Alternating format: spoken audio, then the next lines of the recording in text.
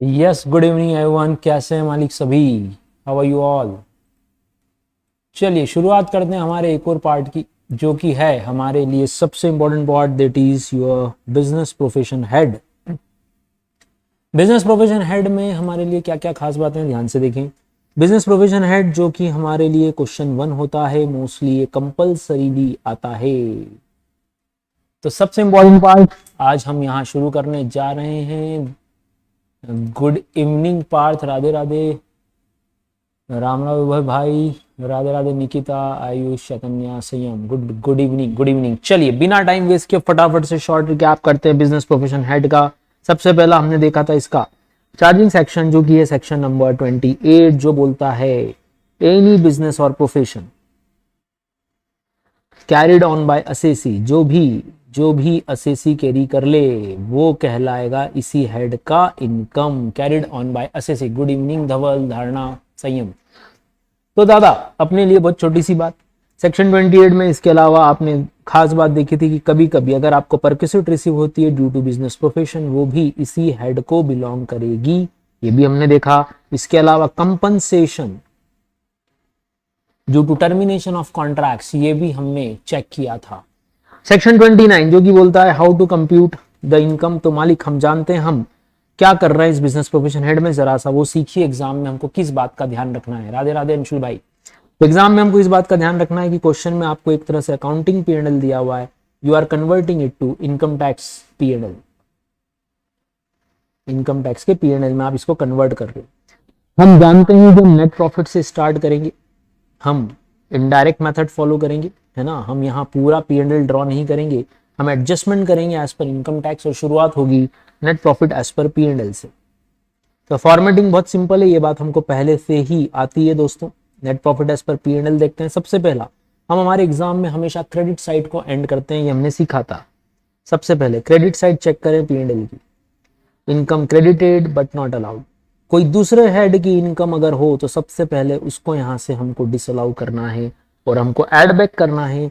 कोई भी एक्सपेंस जो यहाँ डेबिटेड है लेकिन अलाउ नहीं है, तो हम क्या करेंगे? Expenses which are debited but not allowed, debited but not allowed, इस बात का भी हमको ध्यान रखना है। फिर हम यहां से लेस क्या कर सकते हैं? ऐसे एक्सपेंसेस जो कि डेबिट होने चाहिए, ये आपको कहां दिखेंगे सर? ये आपको एडिशनल इंफॉर्मेशन में नजर आएंगे, जो डेबिट होने चाहिए थे बट नॉट डेबिटेड। तो हम बोलेंगे expenses which are allowed but not debited. इस बात का हमको विशेष ध्यान रखना पड़ेगा। पर ऐसी कोई इनकम जो आनी चाहिए थी तो हम वापस इनकम को ऐड बैक करेंगे मालिक। Income which is allowed to be credited but not credited, ये सिंपल सा फॉर्मेट हम एग्जाम में भी फॉलो करते हैं। हमारे पास आ जाता है नेट प्रॉफिट एज पर, ये अकाउंटिंग P&L था, ये इनकम टैक्स P&L है। बोलिए मालिक कैलकुलेशन कैसे करना है? इनकम टैक्स का P&L हमको क्या सिखाता है? इनकम टैक्स में जब आप P&L की बात करते हैं तो आपको क्या ध्यान रखना है? सेक्शन 29 के अकॉर्डिंग जब हम इनकम टैक्स में P&L निकालना चाहते हैं तो हमारे पास सेक्शन 28 और सेक्शन 41, ये दो सेक्शन है इनकम के। और सेक्शन 30 से लेके 37 इतना एक्सपेंस अलाउड है, अलग अलग सेक्शंस में ये एक्सपेंस तो अलाउड है, पहला पॉइंट। और अगर आपने ऐसा कोई एक्सपेंस डेबिट कर रखा है जो सेक्शन 38 से 43B के बीच में डिसअलाउड हो, तो हम उसको वापस से नेट प्रॉफिट में ऐड बैक करते हैं। Simple sober case. अब ध्यान क्या रखना है, क्या क्या चीजें हमारे लिए अलाउड है और क्या क्या चीजें हमारे लिए अलाउड नहीं है। ये सिंपल सोबर दो बातें हमको ध्यान रखनी। हम जब भी फॉलो कर रहे हैं इनडायरेक्ट मेथड ही फॉलो कर रहे हैं, तो ये हो गया सेक्शन 29 जो इनकम टैक्स एक्ट की बात करता है। मेथड ऑफ अकाउंटिंग आपके पास दो है दोस्तों। एक अकाउंटिंग के लिए आप बोल सकते हो कैश बेसिस और अक्रूअल बेसिस, जो भी मेथड रेगुलरली फॉलो हो जाए असेसी के द्वारा, रेगुलरली फॉलोड बाय असेसी, वो आप यहां पर भी अप्लाई कर सकते हैं। बोलिए अब हम शुरू करने जा रहे हैं अलाउंसेस। सेक्शन 29 के बाद सेक्शन हमारा 30, जिसमें बिल्डिंग से रिलेटेड कौन कौन से एक्सपेंडिचर हैं regarding rent, rates and taxes, insurance, repairs of building. क्या अलग अलग पार्ट करना है? Yes sir. ऑनर के लिए अलग, टेनेंट के लिए अलग। ऑनर को क्या हम नॉशनल रेंट अलाउ करेंगे? ना। लेकिन टेनेंट को अलाउ करेंगे? यस। क्या हम ऑनर को रेंट एंड टैक्सेस अलाउड करेंगे? यस। इंश्योरेंस प्रीमियम दोनों को अलाउ हो सकती है, जो भी पे करे। गुड इवनिंग ताऊ। रिपेयर्स हम रेवेन्यू बेसिस पे अलाउ करेंगे, लेकिन कैपिटल दोनों को ही अलाउ नहीं होगा। Section 30 rent, repairs and insurance. तो मालिक सेक्शन 30 के बाद सेक्शन 31 रिपेयर्स और इंश्योरेंस लेना है आपको। सेक्शन 31 रेंट अगर हम अलाउ करना चाहते हैं तो सेक्शन 37 में हमको ये अलाउ करना पड़ेगा। अभी बात करते हैं सेक्शन 31 की। सेक्शन 31 बहुत सिंपल सी बात बोल रहा है कि हमको रिपेयर्स लेना है, हमको इंश्योरेंस लेना है अंडर सेक्शन 31। तो रेंट के लिए क्या करेंगे? सर ये दो चीजें चूंकि हमारी प्लांट और मशीनरी और फर्नीचर की है, तो पीएम और फर्नीचर का रिपेयर्स और इंश्योरेंस के लिए पहले बात करते हैं। रेवेन्यू एक्सपेंसेस सभी के लिए allowed, capital expenses not allowed, insurance premium allowed, either paid by owner either paid by tenant. Rent की बात करें तो हमको चेक करना पड़ेगा सेक्शन 37, उसकी डिडक्शन 37 में जाएगी। नेक्स्ट इंपॉर्टेंट सेक्शन हमारे पास है मालिक, वो है डेप्रिसिएशन। 3-4 इंपॉर्टेंट बातें। डेप्रिसिएशन क्लेम करना मैंडेटरी है, असेसी का ऑनर होना जरूरी है, असेसी को असेट यूज करना है for the purpose of business. Use दोनों तरह से हो सकती है, एक्टिव और पैसिव, और income tax act put to use concept को फॉलो करता है। तो 4 कंडीशन मालिक। सबसे पहला असेट होना चाहिए, आप ऑनर हो, इसके बिजनेस के लिए होना चाहिए, यूज हो रहा है आइदर एक्टिव और पैसिव। कैसी होगी हमारे पास? Group of asset. ध्यान रखिएगा अकाउंट्स का रूल यहां पर अप्लाई नहीं करना है, हम सिंगल असेट पे नॉर्मली नहीं जाते हैं सिवाय एक एक्सेप्शन के। हम नॉर्मली जब भी जाएंगे ग्रुप या क्लास ऑफ असेट्स की बात करेंगे, और इसी को उन्होंने नाम दिया ब्लॉक ऑफ असेट।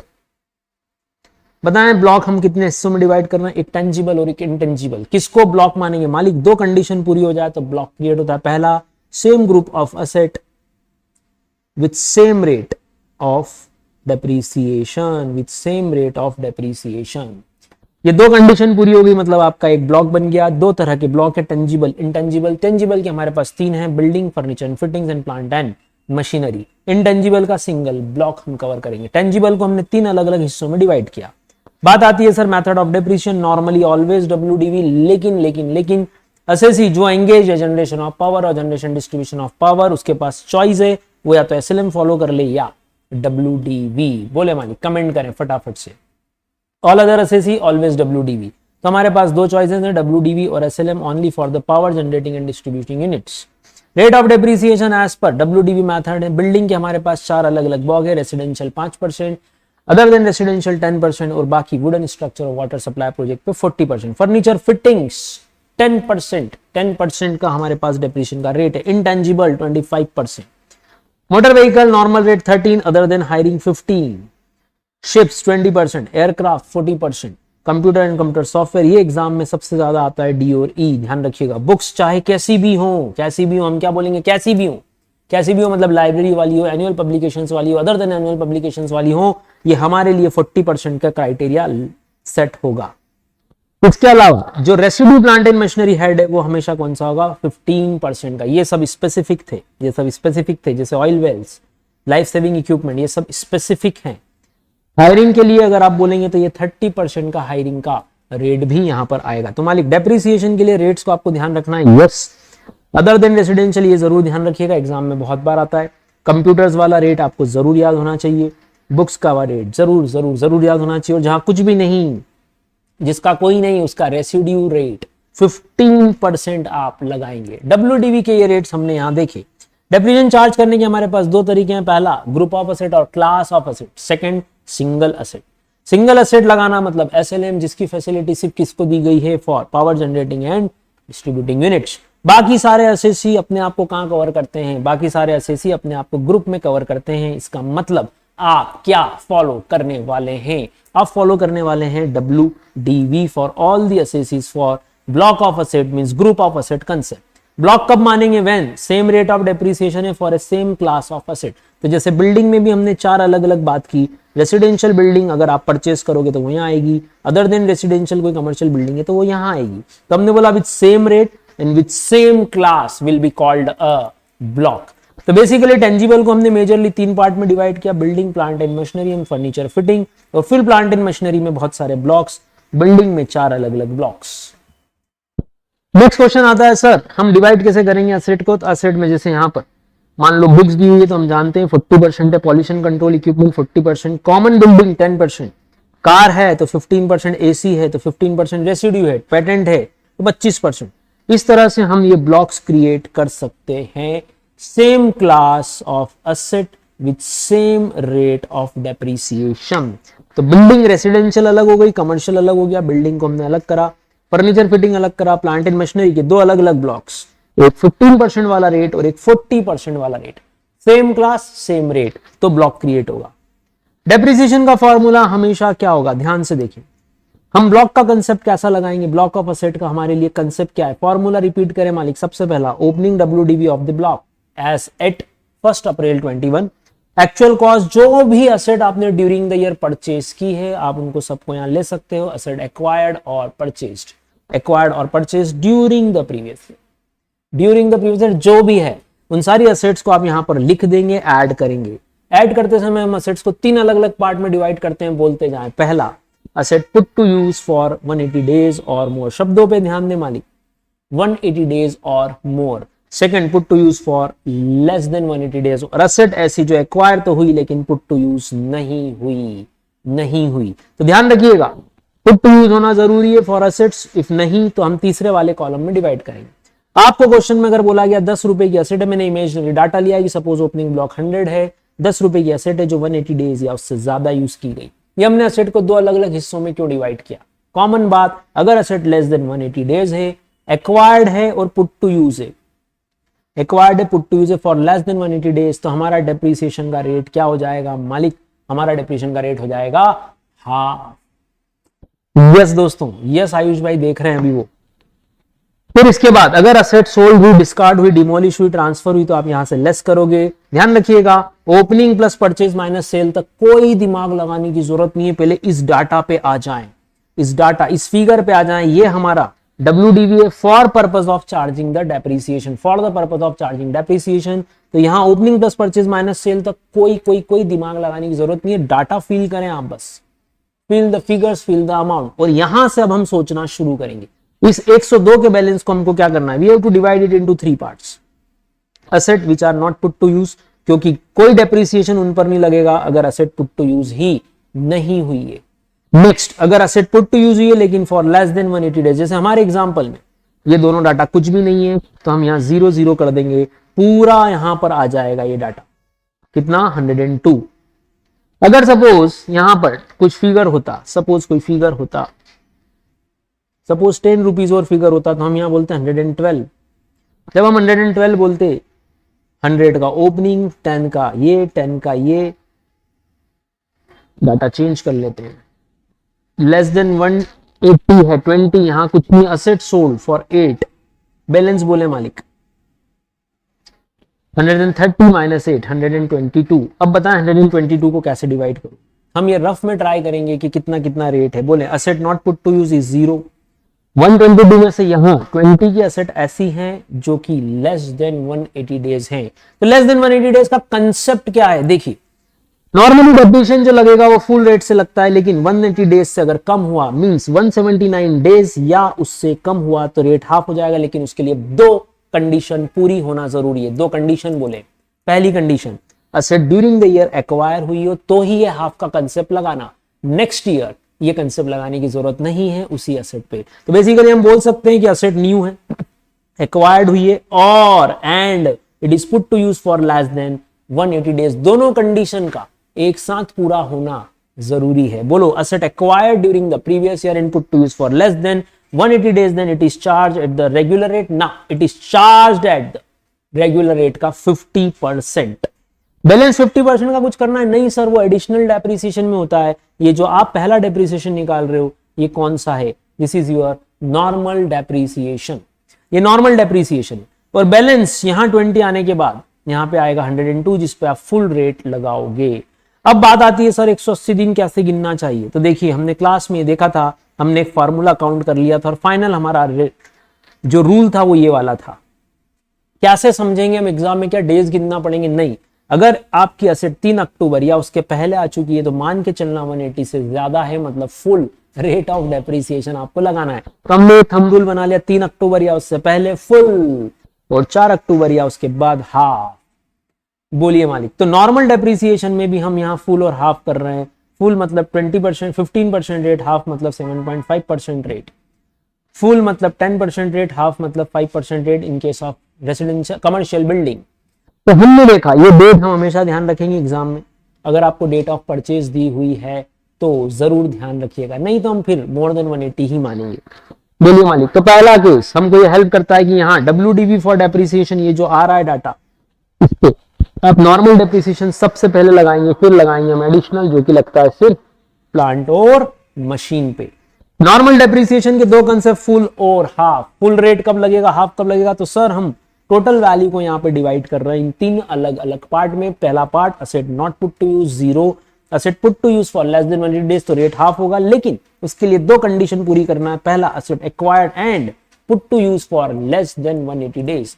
अगर असेट एक्वायर हुई लेकिन पुट टू यूज ही नहीं हुई, सर नो डेप्रिसिएशन, यहाँ 0 कर दीजिएगा। नो डेप्रिसिएशन, असेट यहाँ आ जाएगी, यहाँ पे आएगा ही नहीं। असेट एक्वायर तो हुई, पुट टू यूज भी हुई, लेकिन 180 डेज से ज्यादा है सर, वो फिर यहां आ जाएगी। ध्यान रखिएगा इस बात का। असेट एक्वायर हुई लेकिन पुट टू यूज नहीं हुई तो सर वो यहां आएगा data asset not put to use में। कोई डेप्रिसिएशन नहीं जब तक कि असेट पुट टू यूज नहीं। बोलो, है ना? पुट टू यूज नहीं तो डेप्रिसिएशन नहीं, पुट टू यूज नहीं तो डेप्रिसिएशन नहीं। पुट टू यूज है लेकिन लेस देन 180 डेज और उसी साल एक्वायर की, ये लास्ट ईयर की असेट नहीं है, लास्ट ईयर की असेट नहीं है, इस साल एक्वायर हो और इसी साल पुट टू यूज हो तो रेट 50%। सपोज लास्ट ईयर 2021 में ये एक्वायर हुई लेकिन last year put to use नहीं हुई, इस बार पुट टू यूज हुई तो, और लेस देन 180 डेज है तो ध्यान से देखिए, आपने एक मशीन खरीदी 2021 में जो कि आपके ऑलरेडी ओपनिंग ब्लॉक में आ गई होगी, क्या सोचो जरा, 1421 में, यस ओपनिंग ब्लॉक में तो आई होगी।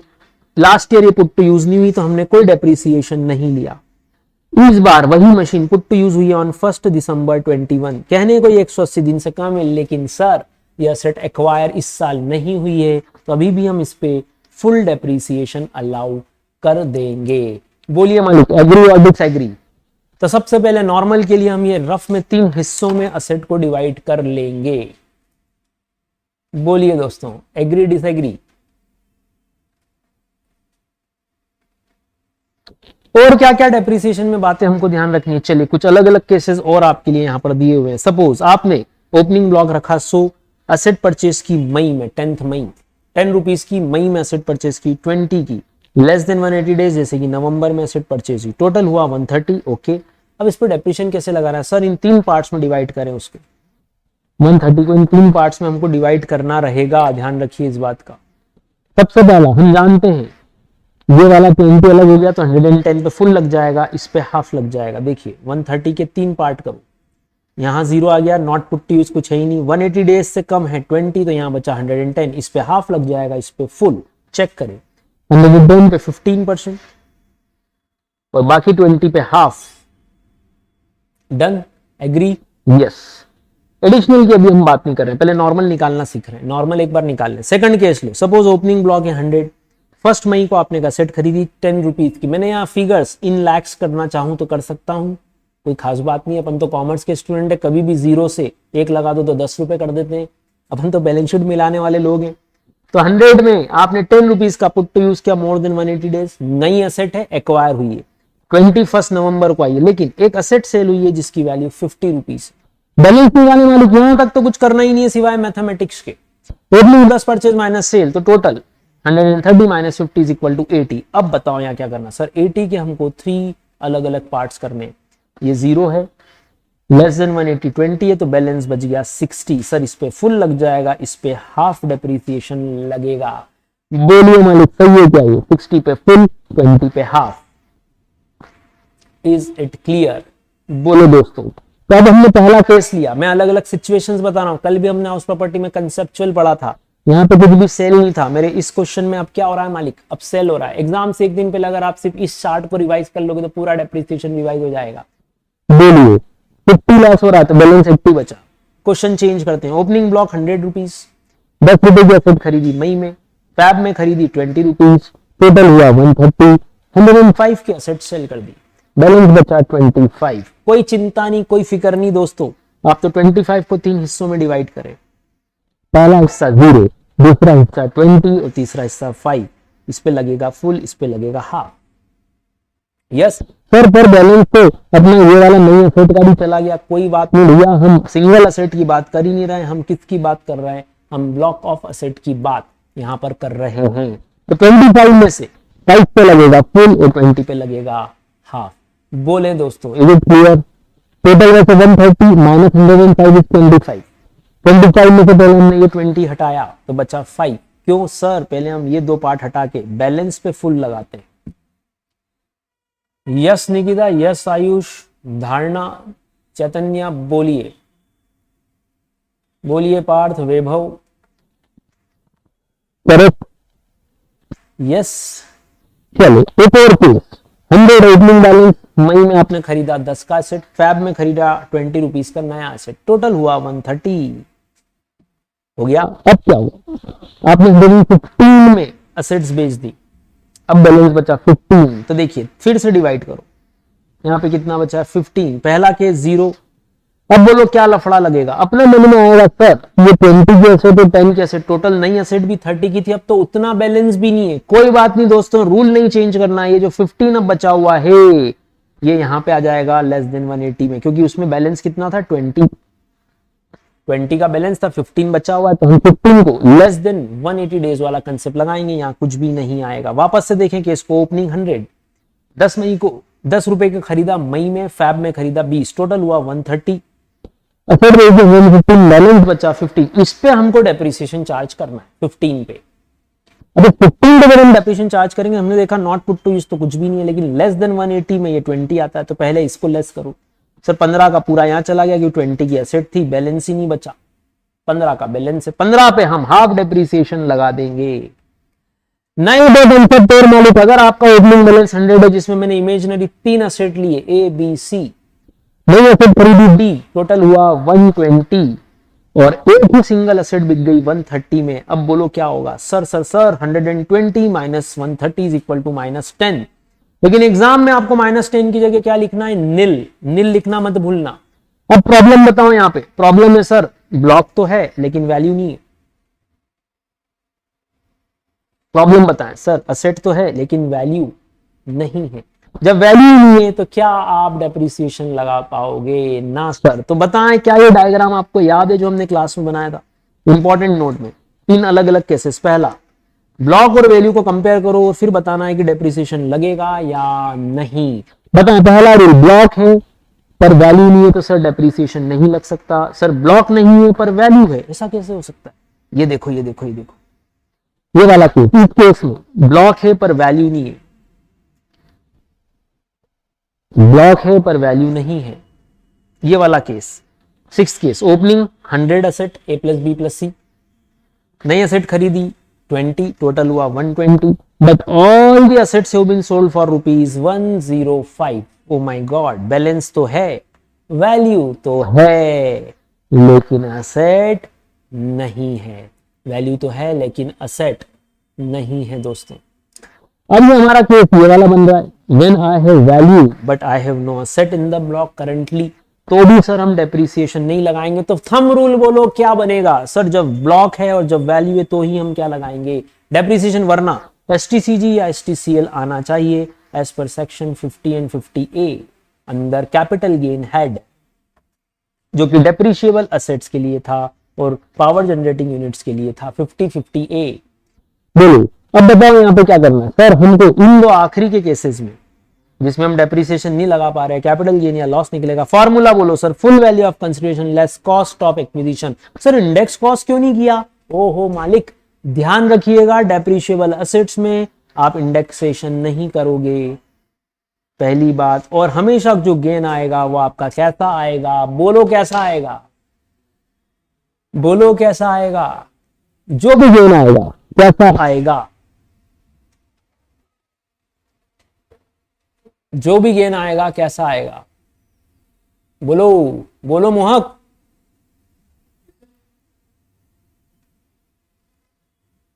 यस, शॉर्ट टर्म मालिक, short term, short term, very good.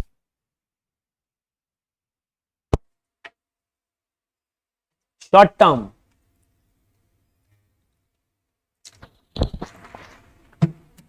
तो देखिए हमारा formula short term capital gain का हमेशा क्या है? Sir full value of construction minus cost of acquisition. हम बिल्ड कॉस्ट किसको मानते हैं sir? Opening block plus purchase during the year, ये हमने कैपिटल गेन में पढ़ा था। तो सेल कंसिडरेशन इस केस में सर 130, इसमें 105, ये हमने लिख लिया 130 और 105, this is your full value of consideration, देख लो आराम से। कॉस्ट ऑफ एक्विजिशन सर हम जानते हैं, this is my cost, this is my cost, opening plus asset acquired और purchase during the previous year. बोलिए मालिक। तो 120 हमने लेस किया, एक जगह गेन है एक जगह लॉस है। Is it clear? बोलो।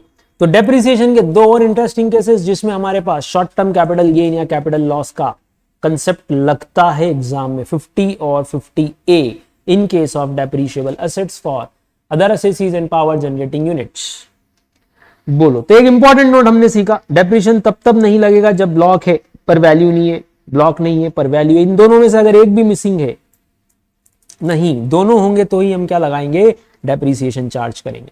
नेक्स्ट कंसेप्ट जो इनकम टैक्स में सबसे इंपॉर्टेंट है मालिक, आप जानते हैं, वो है additional depreciation, section 32(1)(2)A। Question arise होता है सर एग्जाम में, हमको निकालना है क्या? कई बार क्वेश्चन आपको एडिशनल डेप्रिसिएशन कैलकुलेट करने से साफ साफ मना कर देता है, इसलिए क्वेश्चन ध्यान से पढ़िएगा। क्वेश्चन बहुत ध्यान से पढ़ना कि वो मांग रहे हैं आपसे एडिशनल डेप्रिसिएशन का डिमांड रख रहे हैं या नहीं रख रहे। एडिशनल डेप्रिसिएशन के लिए दो बातें, पहला आपका मैन्युफैक्चरिंग या प्रोडक्शन एक्टिविटी में इन्वॉल्व होना, या generation transmission and distribution of power में इन्वॉल्व होना। कुल मिला के पावर वाली सेक्टर्स और मैन्युफैक्चरिंग वाले सेक्टर्स, कौन बाहर हो गया मालिक? सर्विस वाले सारे लोग बाहर है। दो लोगों के ऊपर 32(1)(2)A एडिशनल डेप्रिसिएशन का क्लॉज लगेगा, 32(1)(2)A सेक्शन अप्लाई होगा। पहला मैन्युफैक्चरिंग एंड प्रोडक्शन एक्टिविटी में जो एंगेज्ड है वो बिजनेस, और दूसरा generation transmission distribution of power, जो लोग SLM भी यूज कर लेते हैं वो business. It is not available to a service provider. तो क्वेश्चन में ध्यान दीजिएगा, उन्होंने क्वेश्चन पूछ लिया CA चेतन, तो ध्यान रखना भैया मुझे डेप्रिसिएशन तो मिलेगा नॉर्मल वाला, एडिशनल डेप्रिसिएशन नहीं मिलेगा। करेक्ट कमेंट करें फटाफट से। ये याद आया क्या? हमने क्वेश्चन किया था एक CA धवल, आपके मॉड्यूल का ही क्वेश्चन है मालिक, बोलो यस और नो।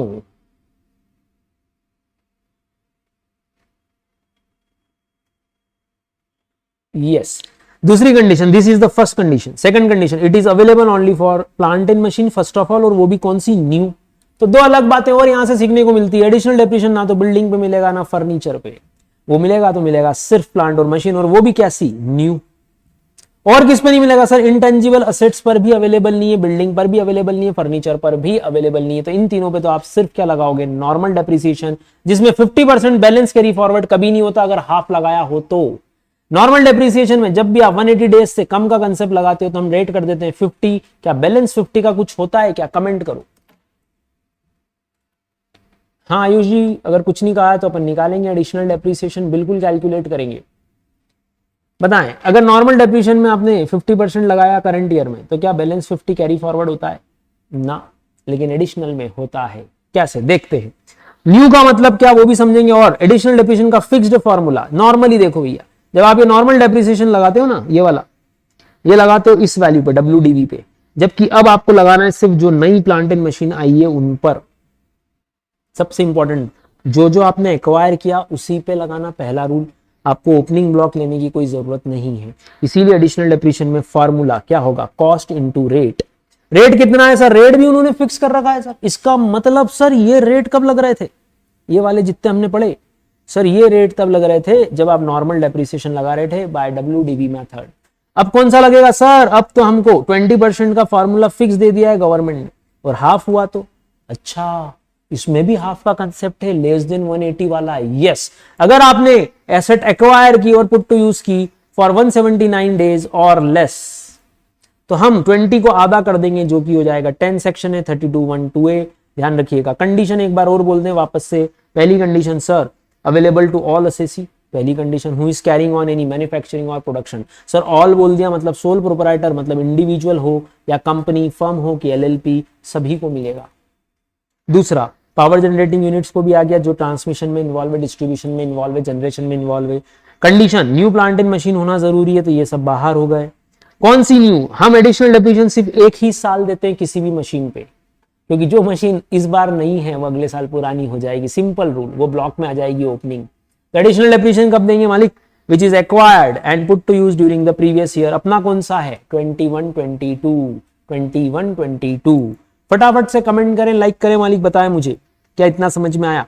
तो 3 condition, all assessee, manufacturing and generation वाला, new plant and machine, building furniture intangible बिल्कुल नहीं, लेकिन न्यू कौन सी, acquired and put to use. Charge 20%, 10%, 10 कब लगेगा, जब 180 डेज से कम हो। लेकिन लेकिन लेकिन एक बहुत स्पेशल सेक्शन जो एडिशनल डेप्रिसिएशन का लॉलीपॉप गवर्नमेंट ने आपको पकड़ाया।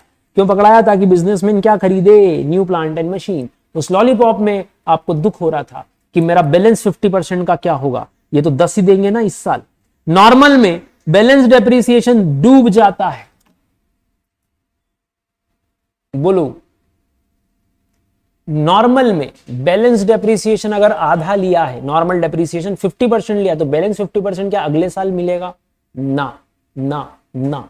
लेकिन एडिशनल का लॉलीपॉप जब गवर्नमेंट ने थमाया और आपने लॉलीपॉप को टेस्ट किया, तो आपने बोला अरे ये तो आधा ही हो रहा, आधे का टेस्ट कब आएगा, गवर्नमेंट ने बोला ठीक है दे देते हैं। थर्ड प्रोविजो, वर्किंग नोट जरूर लिख के आना मालिक, डेप्रिसिएशन का जब तक आप वर्किंग नोट नहीं लिखोगे मार्क्स नहीं मिलेंगे। वर्किंग नोट में 3212 जरूर समझाना शॉर्ट में। थर्ड प्रोविजो का नाम जरूर लिखना, क्योंकि मॉड्यूल में बहुत क्लियरली ये दिया हुआ है। आप अगर सिर्फ कैलकुलेशन करेंगे 50% मार्क्स तक ही हम पहुंच पाएंगे।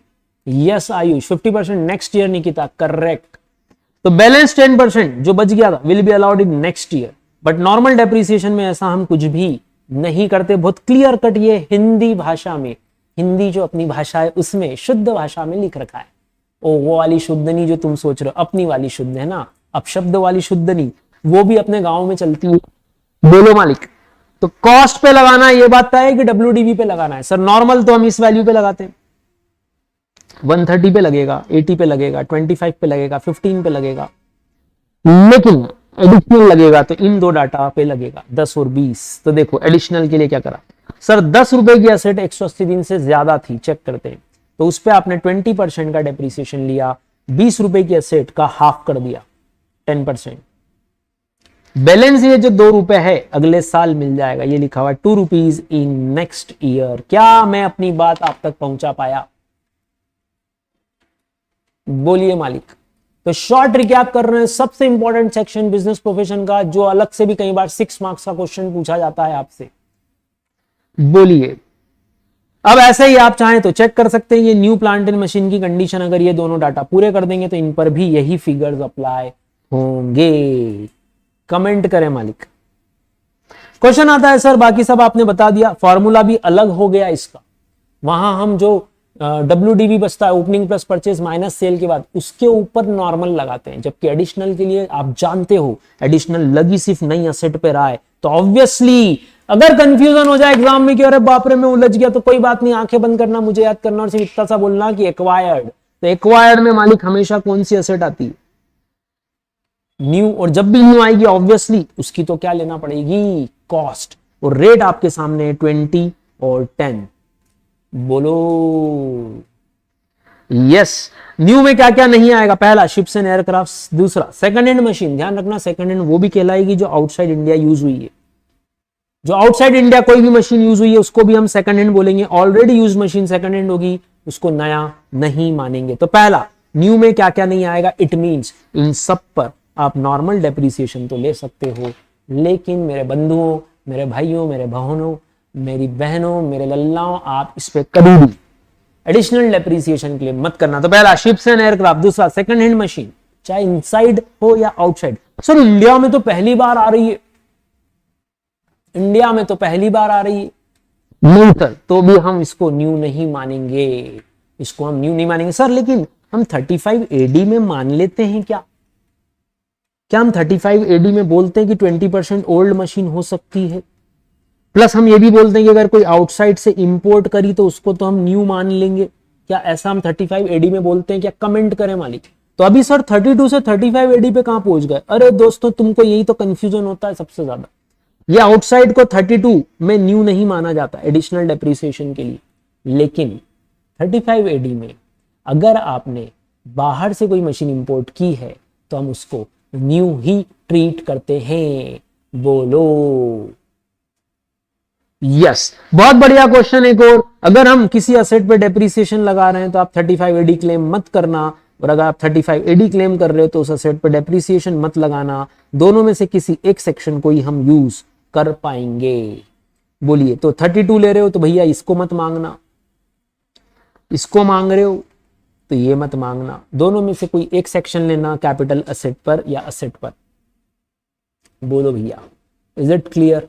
आई बात समझ में? चैतन्य, आयुष, संयम, निकिता, पार्थ, धारणा, बोलो यस। तीसरा, ऐसी कौन सी मशीन है जिसको हम न्यू नहीं मानेंगे? पहला हमने बोला सर शिप्स एंड एयरक्राफ्ट बाहर, सेकंड हैंड मशीन बाहर। तीसरा, रेसिडेंशियल अकोमोडेशन, गेस्ट हाउस या ऑफिस प्रीमाइस में अगर कुछ इंस्टॉल्ड है, इस पे एग्जाम में सबसे ज्यादा ये वाला आता है कि गेस्ट हाउस या ऑफिस प्रीमाइसेस में मान लो कंप्यूटर ही इंस्टॉल्ड है, तो ध्यान रखना इस वाले पे आप सिर्फ नॉर्मल ही दोगे, एडिशनल मत देना। ये वाला बहुत ज्यादा यूज करते हैं वो लोग।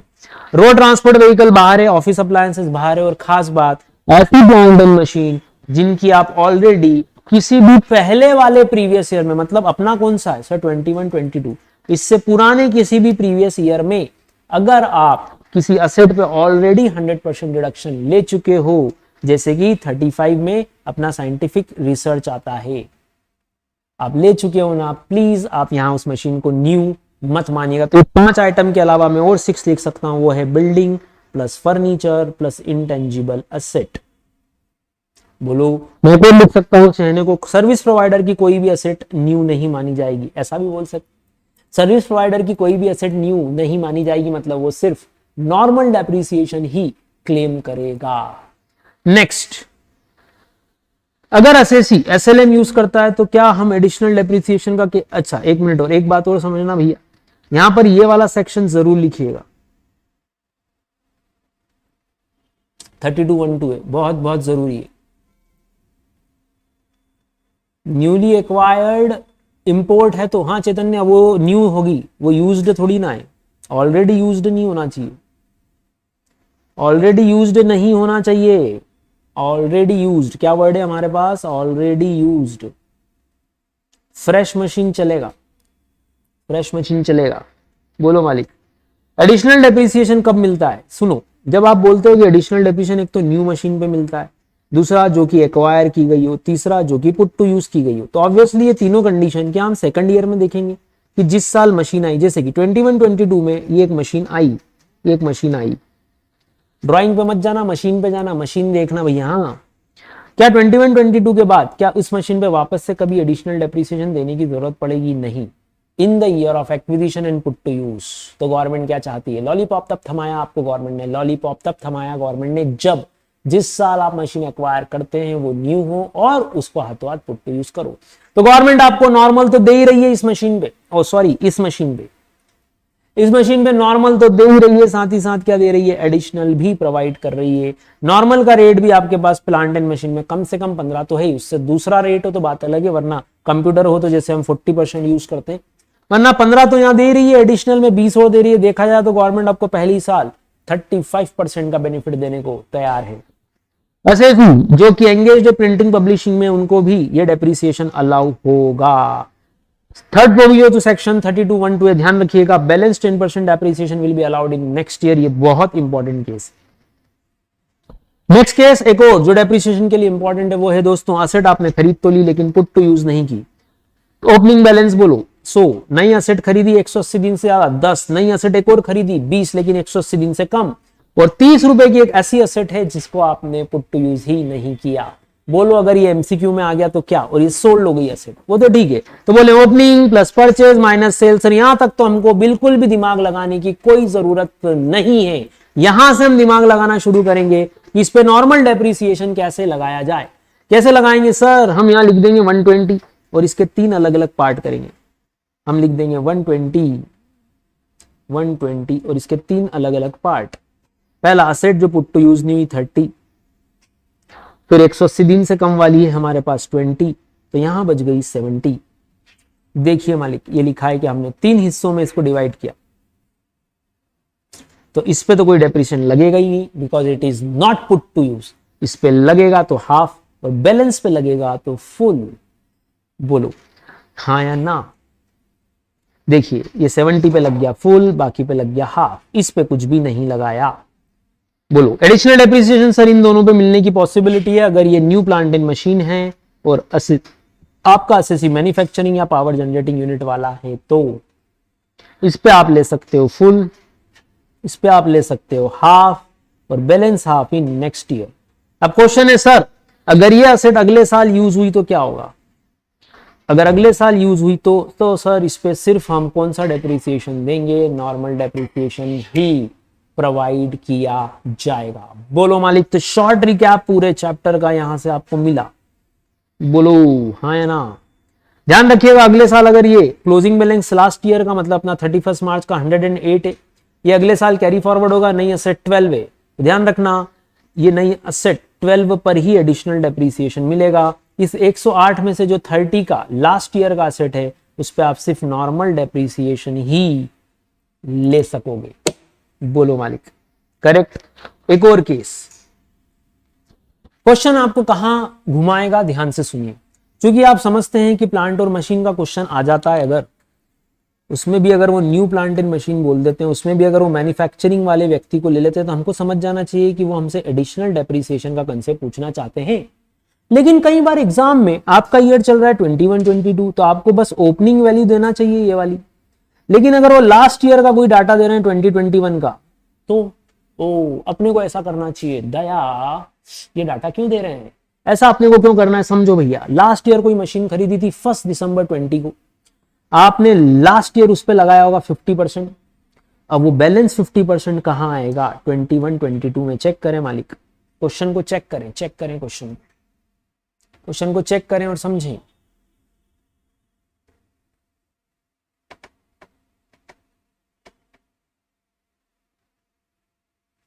क्वेश्चन को चेक करें और समझें। अगर वो आपको 2021 की किसी मशीन का डाटा दे रहे हैं तो क्यों दे रहे हैं? तय है वो आपसे बोलना चाह रहे हैं कि इस 50 रुपीज पे लास्ट ईयर 50% डेप्रिसिएशन लगा है, इस 50 का बैलेंस 50% डेप्रिसिएशन, या डाटा चेंज कर लो।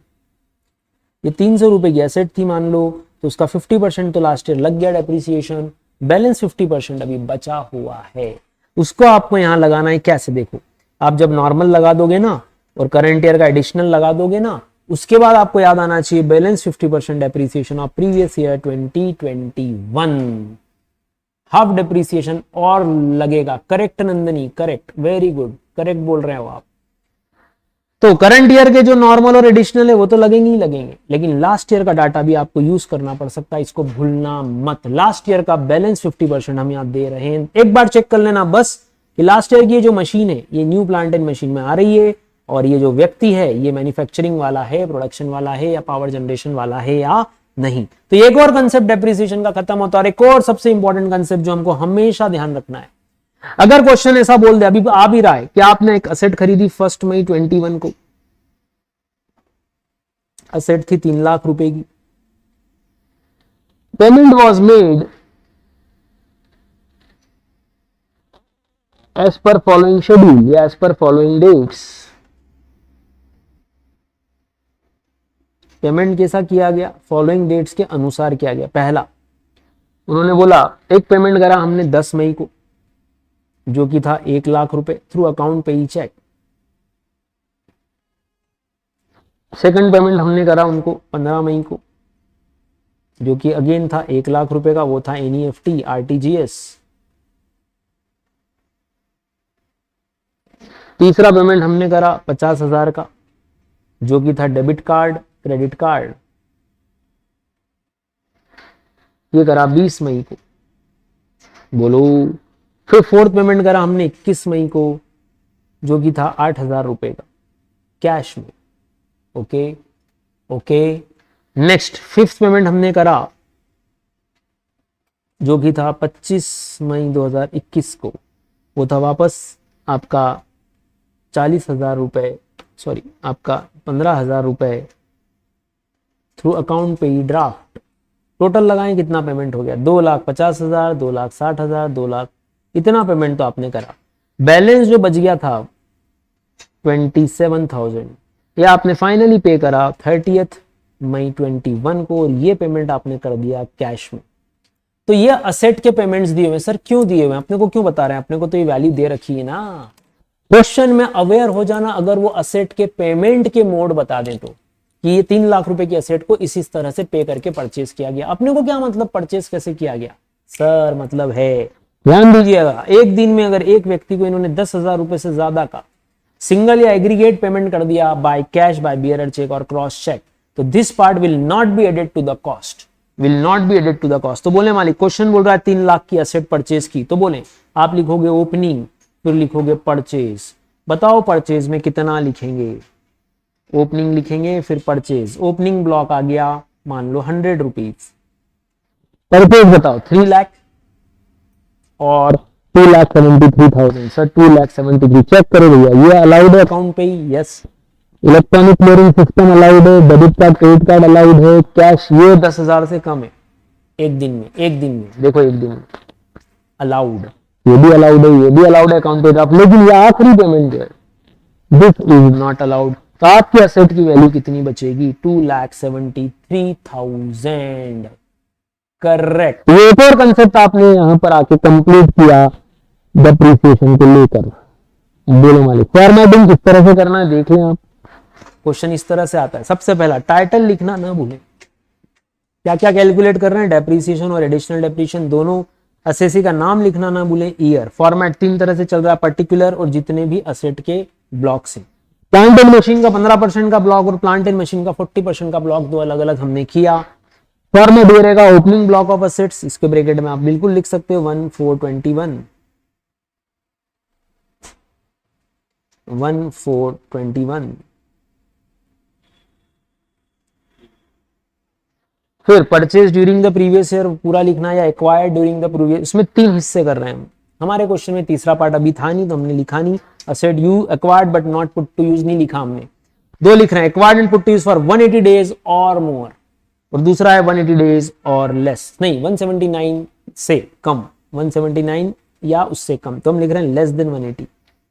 लेस करना है money received, closing value for charging the depreciation, ऐसा वर्ड भी यूज कर सकते हैं हम।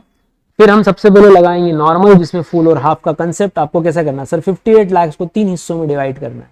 Asset which is not put to use no depreciation, asset put to use for 180 days और लेस देन 180 डेज हाफ, लेकिन उसके लिए 2 condition, asset acquired and put to use for less than 180 days, और तीसरा फुल वाला या आखिरी वाला जो बैलेंस बच जाएगा उस पर फुल डेप्रिसिएशन लगा दे। एडिशनल डेप्रिसिएशन हमेशा न्यू प्लांट पे लगेगा, फॉर्मूला है एक्चुअल कॉस्ट इनटू रेट। बोलो मालिक क्लियर। चलो कॉस्ट ऑफ असेट ध्यान से देखिए, 1-2 कंसेप्ट इंपॉर्टेंट। अगर आपकी कॉस्ट बात करें तो हम एक्चुअल लेते हैं और डिम्ड लेते हैं। एक्चुअल कॉस्ट सेक्शन 43(1) जितना भी आपने खरीदा उसमें सब कर लेना, बस ये 10,000 वाले कंसेप्ट का ध्यान रखना। अगर आपने कैश में एक दिन में एक पर्सन को कैश में 10,000 से ज्यादा दे दिया है तो ये वाला पार्ट आपकी वैल्यू का हिस्सा नहीं बनेगा। बाकी एक्चुअल कॉस्ट में सारे खर्चे कैपिटलाइज कर दो, जो भी आपके, कोई दिक्कत नहीं। सेकंड कंसेप्ट कौन सा है, डिम्ड कॉस्ट।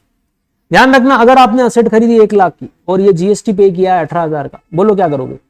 आपने इसको जीएसटी में भी पढ़ा है सर, हम इसकी क्रेडिट ले लेंगे, हम क्रेडिट ले लेंगे तो हम इसको वैल्यू में से लेस कर देंगे, हम इसको कंसिडर नहीं करेंगे। गवर्नमेंट क्या बोल रही भैया, या तो डेप्रिसिएशन ले लो इनकम टैक्स का या जीएसटी में क्रेडिट ले लो। याद आया क्या, आखिरी में हमने आईटीसी ही पढ़ा था, आईटीसी वाला केस, या तो डेप्रिसिएशन ले लो सेक्शन 16 आईटीसी, या तो डेप्रिसिएशन ले लो या फिर जीएसटी की क्रेडिट ले लो। मींस या तो इस टैक्स एलिमेंट को, ये टैक्स एलिमेंट है ना, इसको या तो कॉस्ट का पार्ट बना दो, कैपिटलाइज कर दो, या और इस पे डेप्रिसिएशन ले लो या फिर इसकी क्रेडिट ले लो।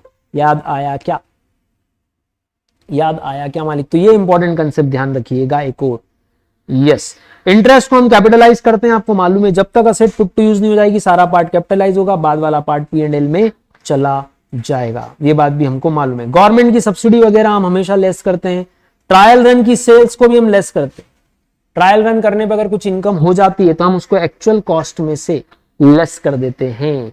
इनहेरिटेंस का केस हो तो क्या करें सर, ऐसा मान लो जैसे कि शुरू से अपने पास होती तो क्या होता, बोलो ना, शुरू से अपने पास होती तो क्या होता। अगर फादर की डेथ के बाद आपको असेट गिफ्ट में मिली तो हम उस पर उतना डेप्रिसिएशन लगा देंगे जितना लगता जब से फादर के पास आई थी तब से लेके जब तक करंट असेसी के पास आई, मतलब सन।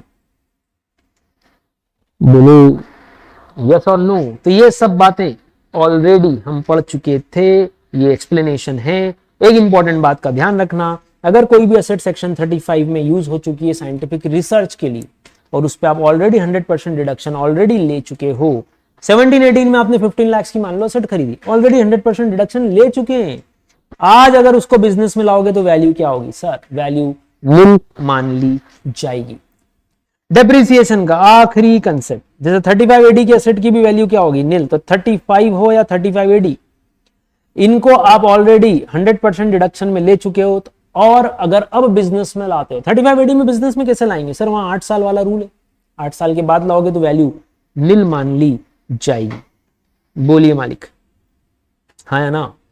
आखिरी केस जो है हमारे पास वो है अनअब्सॉर्ब डेप्रिसिएशन सेक्शन 32(2), जो कि आप सेट ऑफ कैरी फॉरवर्ड में भी पढ़ते हो। पहली बात, करंट ईयर का जो डेप्रिसिएशन है वो पहले डेबिट होता है। करंट ईयर डेप्रिसिएशन जैसे कि हमारा प्रीवियस ईयर है 21-22, ये हम P&L में डेबिट करते हैं।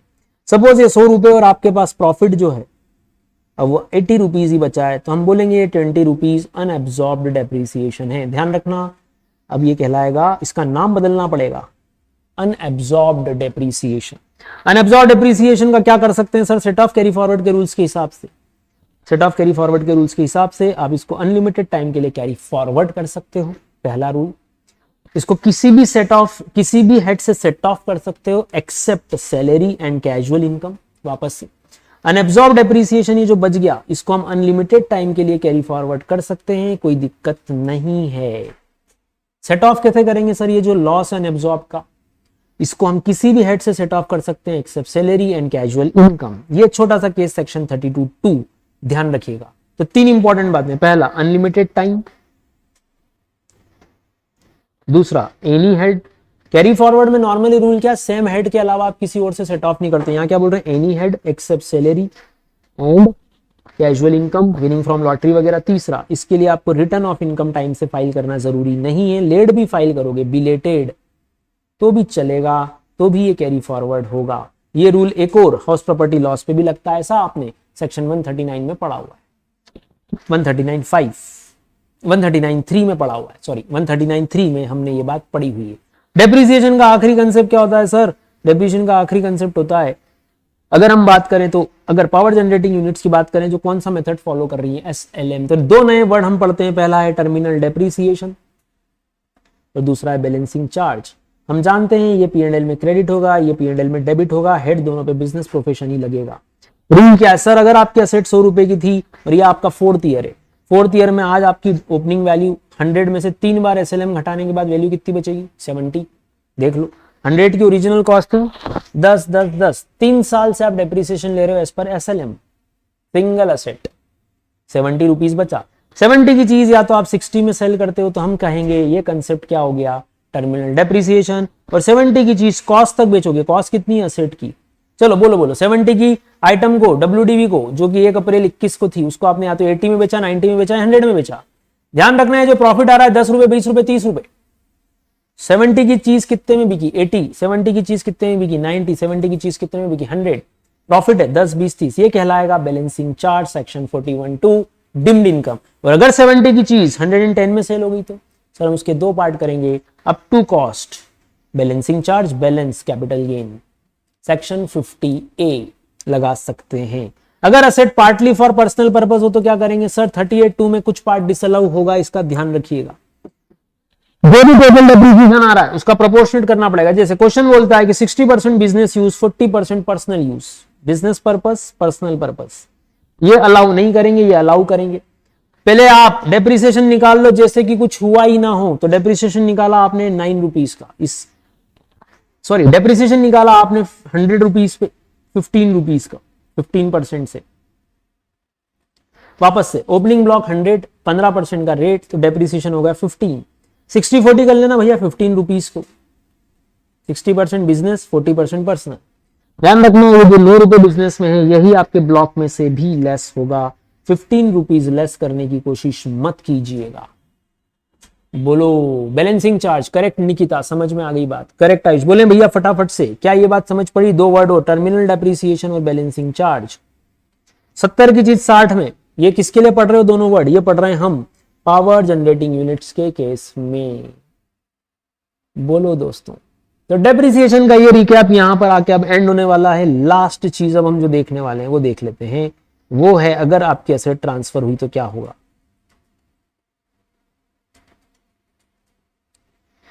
चलो, depreciation in case of amalgamation, demerger, succession, last part हमारे डेप्रिसिएशन का, यहां पे डेप्रिसिएशन वाला पार्ट एंड होगा।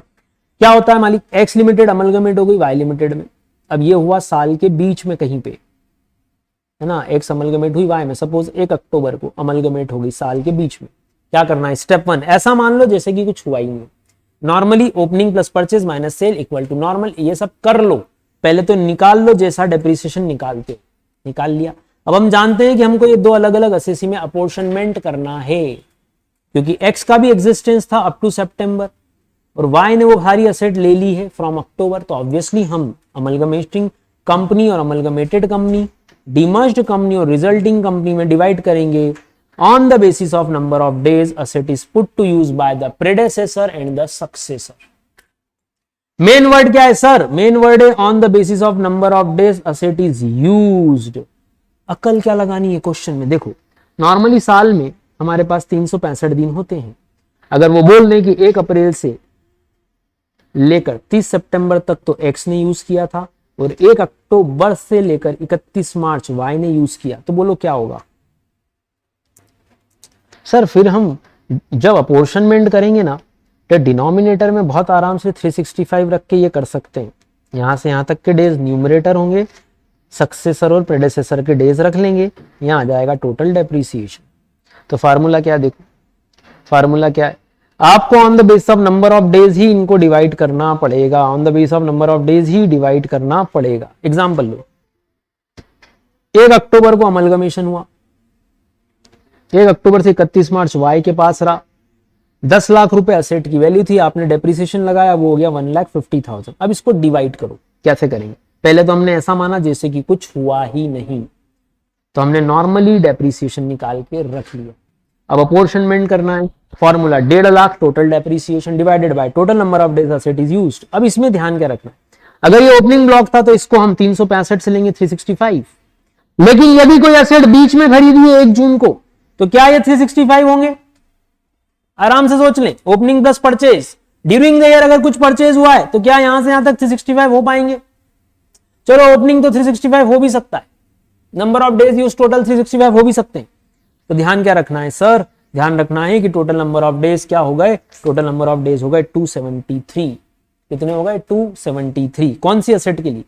ये बीच वाली असेट के लिए, 1 जून से 30 सितंबर और 1 अक्टूबर से 31 मार्च। तो मैथमेटिकली गलती हमसे नहीं होनी चाहिए। तो 1 जून से यहां तक अब ऑब्वियसली 365 तो नहीं हो सकते थे। तो पहला केस, नॉर्मली जिस दिन अमलगमेशन हुआ उसी दिन असेट पुट टू यूज हो गई, लेकिन क्या यह हर बार होगा? ना, कभी कभी ऐसा भी हो सकता है कि अमलगमेशन हुआ 1 अक्टूबर को, लेकिन वाई ने असेट पुट टू यूज की कब? 1 जनवरी 22 को। अब बोलो क्या होगा सर? एक्स के लिए यहां से यहां तक के दिन लेना पहले तो, और वाई के लिए यहां से यहां तक के। अब इस ओपनिंग ब्लॉक पे भी 365 नहीं होंगे, इस ओपनिंग ब्लॉक पे भी 365 नहीं होंगे, क्योंकि बीच के 3 महीने असेट यूज ही नहीं हुई है। तो number of denominator days, denominator पे क्यों फोकस है मेरा? क्योंकि टोटल नंबर ऑफ डेज गलत निकाले तो हमारा क्वेश्चन गया।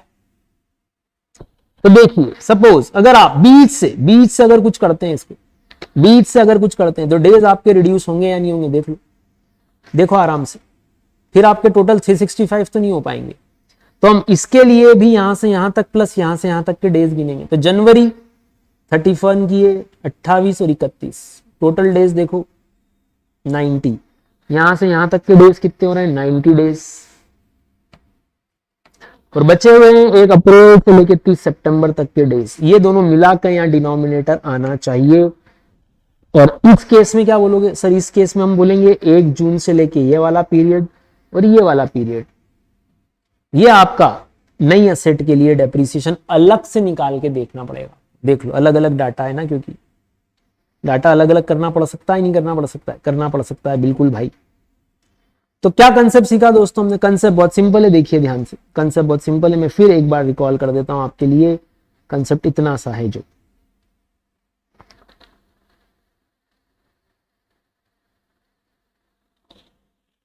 जब अमलगमेशन होता है पहली स्टेप डेप्रिसिएशन कैलकुलेट कर लें, लेकिन उसमें आप ओपनिंग ब्लॉक और परचेज असेट का थोड़ा सा डाटा अलग अलग करना पड़ेगा। क्यों सर? जब हम लिखते हैं opening plus purchase minus sale is equal to closing, तो इसमें न्यू असेट अलग कर लेना, क्योंकि उसका डेप्रिसिएशन अलग है, और ओपनिंग ब्लॉक का बैलेंस अलग कर लेना, जो भी आ जाए। क्यों करना है? क्योंकि मान लो जो नई एसेट है वो अगर 1 जून 21 को परचेज हुई है तो ऑब्वियसली मैं 365 का कैलकुलेशन तो नहीं कर पाऊंगा। पहला केस सिंपल लेते हैं। एक्स लिमिटेड के पास एसेट थी 1 अप्रैल से लेके 30 सितंबर और 1 अक्टूबर से वाई के पास आ गई। 1 अक्टूबर से एसेट यूज हो गई, पुट टू यूज हो गई 31 मार्च 22। तो हम जानते हैं डिनोमिनेटर में टोटल डेज जो आएंगे वो ऑब्वियसली 365 आएंगे। लेकिन दूसरा केस भी हमको ध्यान रखना है कि अगर कोई एसेट बीच में परचेज हुई है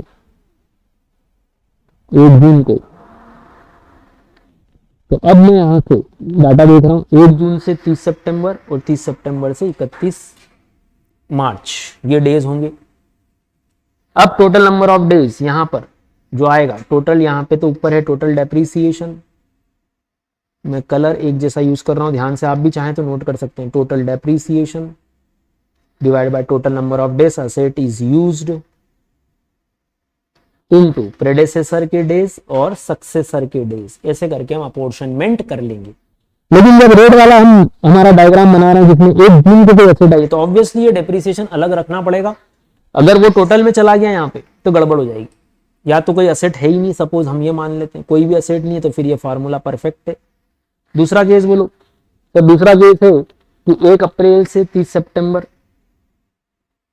और 1 अक्टूबर से 31 मार्च, ये वाई है ये एक्स है, तो ऊपर ये तो ऐसा कैसे जाएगा ओपनिंग के लिए। तो लेकिन जब हम बोलते हैं नई एसेट खरीदी हमने 1 जून को, कोई एसेट परचेज किया आपने, इसका डेप्रीसिएशन अलग से देखना पड़ेगा क्योंकि वो डिवाइड बाय होगा टोटल नंबर ऑफ डेज, और आप जानते हैं यहाँ टोटल नंबर ऑफ डेज अब 365 तो नहीं आने वाले, यहाँ से यहाँ तक के डेज और यहाँ से यहाँ से डेज।